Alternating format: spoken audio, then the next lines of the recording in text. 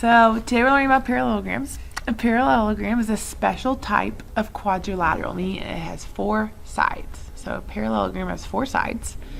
Two of its pairs of sides are going to be parallel to each other.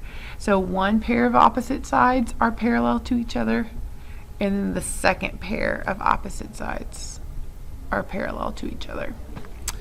But these consecutive sides are not parallel. Okay, so two pairs of opposite sides that are parallel. So there's some special properties that hold true in every parallelogram. So if we know that something is a parallelogram, all of these rules are going to apply. All these properties are going to apply to this figure. So not only are both pairs of opposite sides parallel, both pairs of opposite sides are also going to be congruent. So these sides are congruent and these sides are congruent. But notice that doesn't necessarily mean that the consecutive sides are congruent. These have two tick marks, these have one tick mark, not congruent to each other. So two pairs of opposite sides that are congruent. Both pairs of opposite angles are congruent. So this angle and this angle, they're opposite from each other. They're going to be congruent. This angle and this angle, they're opposite angles. They're also going to be congruent, but notice these consecutive angles are not congruent. They're different. One curvy, two curvies. So the opposite angles are congruent. The opposite angles are congruent.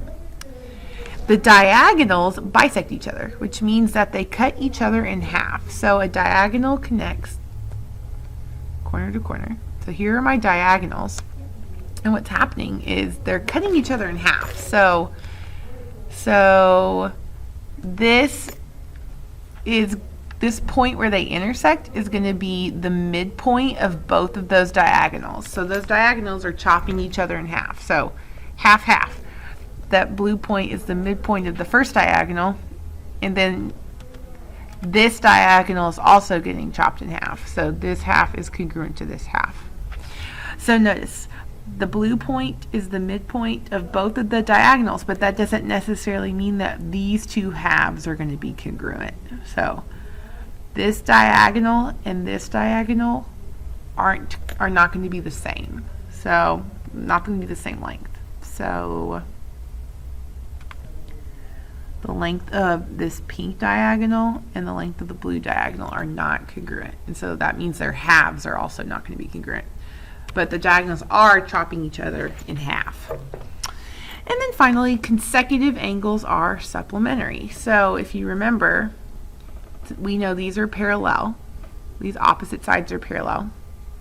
And so here's a transversal.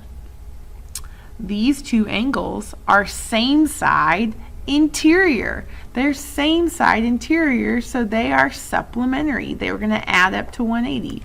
So we know these opposite angles are congruent and these opposite angles are congruent. We just learned that right up above, that both pairs of opposite angles are congruent. But then the consecutive angles are going to be supplementary. So these two angles are going to add up to 180. So this angle and this angle are going to be supplementary. Yeah, the pink and the orange are supplementary, so that means this pink and this orange are supplementary because these are parallel. So these are same side interior, they're supplementary. Pink and the orange are supplementary, pink and the orange are supplementary. All right, so in this example, I know these are parallel, or I know these lines are parallel, these opposite sides are parallel, so this is a parallelogram. So this opposite side is 10, this opposite side is 10, 10, 10, 14, 14. Because opposite sides are congruent, so AB is 10. And then in this parallelogram, the opposite angles are congruent, so angle C is also going to be 110 degrees. But then the consecutive interior angles are same side interior, so they're supplementary, so that means they add up to 180. So I'm going to do 180 minus 110 and get 70. So angle D is 70 and angle B is 70. So the measure of angle D is 70. And then another thing you can double check is we know that in a quadrilateral, all 4 angles should add up to 360 degrees. So I can do 70 plus 110 plus 70 plus 110. I can add up those 4 angles and they should add up to 360. So that's another way to double check and make sure that you did this correctly.